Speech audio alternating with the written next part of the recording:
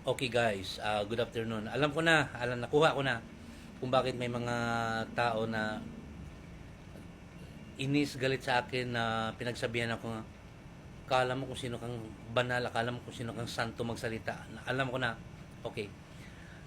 Isa kasi sa mga, ang dami kasi nila gumagamit sila ng yung Jesus Christ na profile picture. Okay.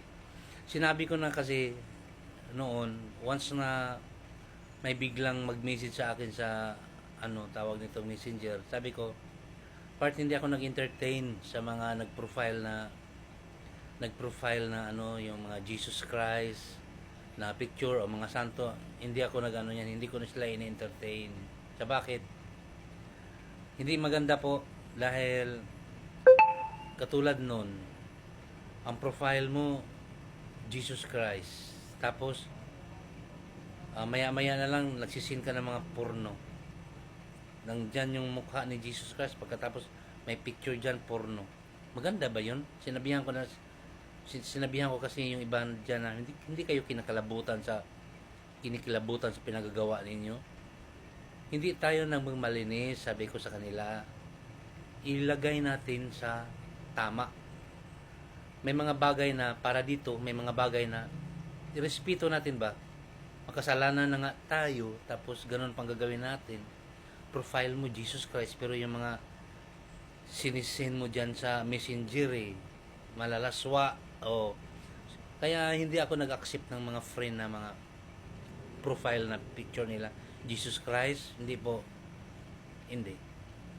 Dahil alam ko na ang kahinatnan nandoon sa private message So, naalala ko na kaya sinabihan ako ng ganun dahil ang dami ko ng sinita or pinagalitan doon sa PM dahil yung mga pictures nga nila, profile nila, siyempre nirespeto natin yung mga ganong mga pictures. Yung iba hindi man nila, wala sa kanila yon, pero bilang isang Katoliko, respeto tayo po.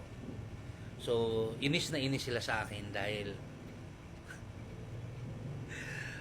ang akala nila makuha nila ako doon sa profile nila Jesus Christ. Katulad nung yung mga ang mga timeline nila po, puro Jesus Christ, mga ganon, puro mga holy, mga ganon. Pero once nga magsalita na doon sa private message, taliwas po, magkaiba po. So ganun po ang nangyari yan. Nakuha ko na kung bakit inis yung isa na pag akala mo kung sino kang banal, akala mo sino kang mga ganun, akala mo hindi ka, may nakita kami, mga ganun ba. So nakuha ko. So kayo na gusto mo makipag-add ng friend sa akin, tapos mag-profile kayo ng Jesus Christ, it's a big no. Yung mga pangalan ninyo Jesus, ganon, pag pangalan ninyo Jesus, hindi ko ina-accept yan dahil alam ko nang kahinatnan dyan sa private message.